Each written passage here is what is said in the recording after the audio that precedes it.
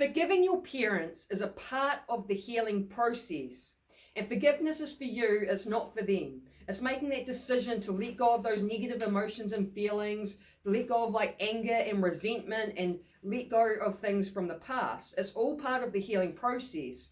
So in this video, I'm going to give you the 7 reasons you should forgive your parents. And I'm speaking from experience. I've had to forgive my own parents. I've spent years of having nothing to do with my family. So I know what I'm talking about. I've gone through the forgiveness process myself, and so I wanted to share these insights with you. So hey guys, I'm Laura, and I make videos that will awaken your awareness. So we're going to jump in with the first reason, and that is, while they were raising you, they were dealing with their own personal unresolved traumas. So our parents are people too, and I never looked at my parents as people with their own feelings. So because of that, I never really acknowledged that they had their own traumas, their own wounds. You know what I mean? I never actually stopped and thought about that or saw them as people like that, you know. And when I did, it was like it kind of opened my mind up a bit. You know, knowing my parents, they didn't exactly have the best childhood themselves. My dad had an extremely abusive childhood. My mum, hers wasn't as abusive, but she still had issues with like her family and things like that as well. Like my mum has like the emotional abandonment wound. So being able to acknowledge that your parents are people too with unresolved traumas is definitely one way that you can help to learn to forgive your parents for, you know, whatever went on in your childhood. So the second reason you should forgive your parents is for not being able to teach you certain skills as nobody taught them. Again, they're people too, right? And people with feelings, and people that may not have had the best upbringings with their parents. They may not have been taught these certain skills either. And so you got to realize that your parents, they do their best from their level of consciousness. So there's different levels of consciousness, and you know, like the sort of society we're growing up in wants to keep you in low levels of consciousness. So it's not really your parents' fault if they're not as consciously aware as they should be. So you look at them as like, well, even though they may have done some things wrong, they still did their best from their level of consciousness. And that's another way you can look at it as well. Like, you know, nobody taught them how to do things. They're just doing the best with what they've got. So that's the second reason why you should forgive your parents. Now, the third reason you should forgive your parents is for not being able to understand you because they did not have the capacity to. Okay? Like, all kids are different, right? We're all unique. Some kids are easier to deal with than others. And it's no one's fault. It's got nothing to do with anything. It's just the fact we're all unique. You know, it's just the way we are. Your parents still try their best. They may not have understood you the way that you think they should have. But, you know, again, they're people too. They make mistakes. They have flaws. So you just got to understand that, like, they still do the best that they can.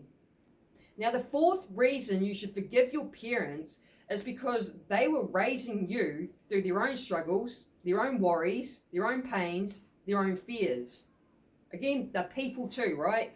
You know, like, they could have been stressed about money, and generally a good adult won't tell kids too much about how difficult it is to like pay your living costs, right? You kind of keep kids to be kids, and you don't allow the kids to know too much of the adult world. Like, you know, a good adult tends to hide that stuff from the kids. So your parents could have all these struggles going on behind closed doors that you're not even aware of. They could have been struggling with money, stressing out. They could have been struggling, you know, how are we going to pay the bills, or how are we going to pay for food to keep the kids fed, sort of thing. It's like, you just got to understand that, you know, they may have had like a parent that died whilst they were trying to raise you, and then they're trying to deal with that pain and that grief, and they may not even feel like getting out of bed to be a parent to you, but they're pushing through that pain so that they can show up to be the parent. You know what I mean? Like, they're still people with their own problems going on, and you just sort of got to like understand that, you know, they may have had a lot going on behind the closed doors that they didn't allow you to know about or see, their own struggles and stuff. So just be mindful of that, okay? So number 5 is for doing the best that they could with what they knew and had. So that's like what I was saying before, doing their best from their level of consciousness. They may not have been in high-paying jobs. They're paying the bills, so you've got a roof over your head, and they're making sure you're fed, but they may not have had the extra money to take you out to do fun things. They're just doing the best with what they have. You know what I mean? Especially as an adult, like now that we've grown up sort of thing, we're an adult, then you start learning what the adult world's really like and how difficult it actually is being in, having to work jobs you don't really like, having to pay a chunk of tax money, and then having all these high bills to pay. You sort of realize, it's not actually easy being an adult. It's tough out here. And so they may not have had a lot of money to spoil you, buying you cool gifts, taking you out to do things. But, as an adult, you know that, well, it's not actually that easy to be out here paying for all this stuff. So you sort of just understand they just did the best with what they had. So number 6 is for following certain culture norms that they were surrounded with. So, for example, in New Zealand, probably other countries as well, but in New Zealand, one of the ways, like the most common way to do a social activity is to drink. Everyone just wants to drink and get on the piss and party. And, your parents may, like while you were children, may have been growing up having parties and getting on the piss because that's what was normal. That was the social thing to do. Even though, in my opinion, it's not really good to, consume a lot of alcohol when you're trying to raise children. Once in a while is all right, but if you're in the habit of doing it every weekend because that's what's normal, it's normal in my country to be getting on the piss every weekend sort of thing, you sort of just forgive them for that. It's just the environment that you're in is what makes you, and if that's what they're around and that's what's trending, you should just forgive them for it, because we know how trends work now. You see them online, things trend on TikTok and everyone jumping on the bandwagon. It's sort of the mentality of the human mind. Most people can't go against the grain, they go with it. So just forgive them for it. And number 7 is forgiving your parents for being emotionally unavailable as their parents were emotionally unavailable. So it's just a learned behaviour. They don't really know any better. I had to forgive my parents because, I had emotional abandonment wounds. They were emotionally unavailable for me. But then I realised that both my parents have emotional abandonment wounds too. So their parents were emotionally unavailable. Now there's a good chance that my grandparents had emotional abandonment wounds and their parents were emotionally unavailable. You see what I mean? It's like a cycle and a learned behaviour that comes down the family line. So you learn to forgive them for that because as a child they weren't receiving it either. They don't know any better. But you can be the one that breaks that pattern. Like if you have children, you be emotionally available, you've broken that pattern. So you sort of view it like that, you know what I mean? Like, it sucks, but at the same time, it sucked for your parents when they were kids as well. So just forgive them for it. They don't know any better. Now, at the start of this video, I said that, I know what I'm talking about. I had to go through the process of forgiving my parents. I want to give you a little bit of my background story. I'm not going to go too into the gory details. I'll just give you like a summed up version. So my parents split up when my mum was 3 months pregnant with me. I had an older brother who's 2 years older than me. My dad was quite an angry, abusive man because of his upbringing. His childhood was really bad compared to most people, a lot of abuse. So my parents split up, and I was born into a broken home. Grew up without really having my dad around. He lived in a different country till I was about 12. So didn't really have a proper relationship with him. But he did randomly fly over to visit us during school holidays or something. So he still saw us from time to time, but he spent most of his time in another country, not really being there as a parent. My mum met my stepdad when I was 1. They got married by the time I was 3 and had my younger sister by the time I was 4. So my stepdad was more like the father figure I had growing up. However, when my sister came along, I did notice, kids notice these things, how she was treated differently because it was his daughter, which is a bit different, right? So kids pick up on this. It's like you notice that the younger sister's being treated differently because um, she's, my mum and my stepdad's kid that they share together. My brother had a good relationship with my mum, so they got along better, and I was the middle child that was just there. I didn't really have a parent or an adult that I actually had a good relationship with. And my siblings, they sort of got a bit more, their lives were easier, they got a bit more attention than me. I was more in the shadows. I was like the problem child, the one that had health issues going on and things like that. And I also would get bullied on a daily basis by my older brother, who, no one stepped in and stopped him from doing that. I just had to deal with it. So by the time I became, I was emotionally abandoned as well, had emotionally unavailable parents, so I wasn't taught how to express my emotions. I wasn't taught that it was okay to express my emotions. I was that kid that was crying and being told to stop crying, dismissing my emotions. So what happened is I bottled things up, and then by the time I got to the preteen age, I developed anger issues and I became very angry. The older I got, the more angrier I started becoming. And I was quite disconnected from both my parents. I didn't have any parent or adult in my life that I was actually had a good relationship with or a connection with. I was sort of that kid that was just there, and I had to learn and figure everything out myself the hard way.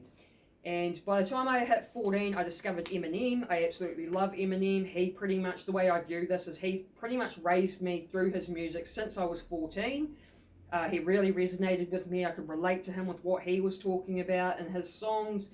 And I just really admired him because I never had an adult that I could look up to and admire or, idolize or learn from or follow around. I was just a kid that was sort of just left to the side by themselves. So Eminem became that adult that I looked up to.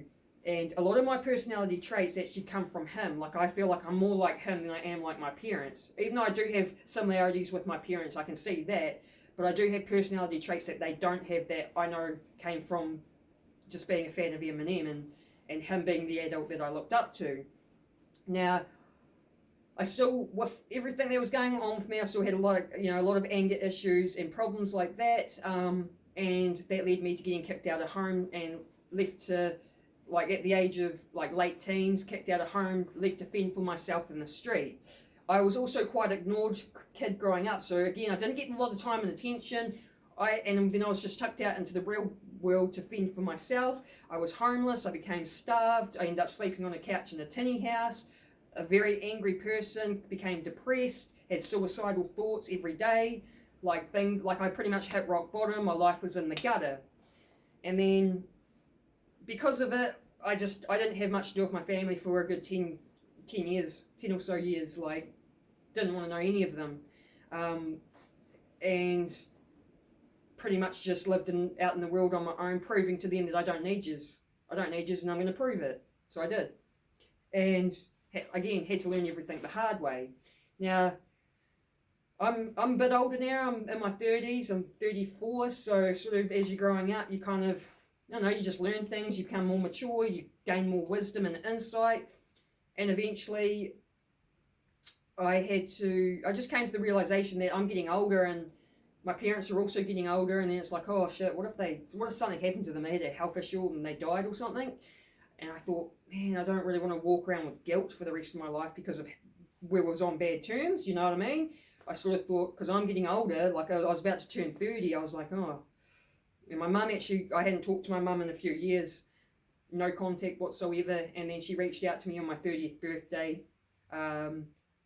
She knew my address, but she didn't actually know if I was still there, but she sent a birthday card in the mail hoping I'd get it. And then I got it. And so I decided to respond because I had that realization that I didn't want a health issue to happen where my mum dies and then I'm walking around feeling guilty or something because of the things were on bad terms. So she reached out to me on my 30th birthday. I responded. She came around. She came here. We called up, and that was all good. And then 10 days after that happened, she had a heart attack and cardiac arrest, and it was It took them 45 minutes to do CPR to get her back. She was in ICU. They weren't sure if there was going to be brain damage. I'm like thinking, oh my God, it's happening. And turns out she came through. She's very lucky that she doesn't really have any brain damage, maybe just a little bit of memory loss. But other than that, she's pretty good, bounced back pretty good, and lucky to be here. And that was pretty much the beginning of the journey of forgiveness for me. And I actually did a course last year. It was a 3-week course where we each day was a different. We're working on different things, you know, all to do with healing ourselves. So one day we looked at the mother wound, and there was another day we looked at the father wound. There was another day we looked at the abandonment wound. We were given our homework. So the homework is really where you get the value, because that's where you kind of pushes you over to have that transformation, if you know what I mean.